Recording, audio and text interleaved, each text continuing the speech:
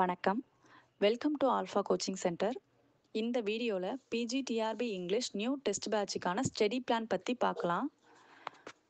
இந்த study plan follow பண்ணி தான் நம்ம டெஸ்ட் பேட்ச் ஷெடியூல் அமைஞ்சிருக்கு. நம்மளோட மேஜரில் இருந்து மட்டும் 110 கொஷின்ஸ் வருது. ஸோ நம்மளோட மேஜரை மட்டும் ஃபுல் ஃபோக்கஸ் பண்ணாலே 90+ மார்க்ஸ் ஸ்கோர் பண்ணிடலாம்.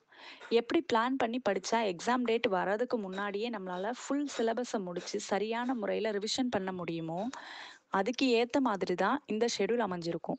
இந்த ஒரே ஒரு டெஸ்ட் சீரீஸ் மட்டும் ஃபாலோ பண்ணாலே கண்டிப்பாக உங்களால் எக்ஸாமில் நிறைய மார்க்ஸ் ஸ்கோர் பண்ண முடியும். இங்கிலீஷ் சப்ஜெக்டில் டோட்டலாக 10 யூனிட்ஸ் இருக்குது.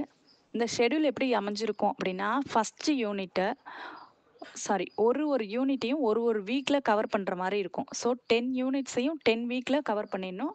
அதுக்கு பிறகு எக்ஸாம் வரைக்கும் இருக்கிற டைமில் உங்களுக்கு மாடல் எக்ஸாம்ஸ் கண்டக்ட் பண்ணுவோம். இப்போ ஒரு யூனிட் எடுத்துக்கிட்டோம் அப்படின்னா, சண்டேல ஃபஸ்ட்டு ஹாஃப் சண்டேல நடக்கும். அந்த யூனிட்டோட செகண்ட் ஹாஃப் டியூஸ்டேல நடக்கும். ஃப்ரைடேல அந்த யூனிட்டோட ஃபுல் டெஸ்ட் நடக்கும். அடுத்த செகண்ட் யூனிட் அப்படி தான் அதே மாதிரியே ஃபாலோ பண்ணி 10 யூனிட்ஸுக்கும் உங்களுக்கு 30 டெஸ்ட் நடக்கும். அது இல்லாமல் மாடல் எக்ஸாம்ஸ் நடக்கும். ஒரு டெஸ்ட்லேயும் 110 கொஷின்ஸ் கவர் ஆகும். டோட்டலாக உங்களுக்கு 3700 கொஷின்ஸுக்கு மேலேயே கவர் ஆகும் இந்த டெஸ்ட் பேட்சில். இந்த டைமை வேஸ்ட் பண்ணிடாதீங்க. நிச்சயமாக நம்மளால் முடியுன்ற நம்பிக்கையோட படிக்க ஸ்டார்ட் பண்ணுங்கள். இன்றைக்கி ஸ்டார்ட் பண்ணாலும் ஒரு டே கூட வேஸ்ட் பண்ணாமல் கன்சிஸ்டண்ட்டாக உங்களால் படிக்க முடிஞ்சதுன்னா இந்த எக்ஸாம் அவ்வளோ கஷ்டம்லாம் இல்லை.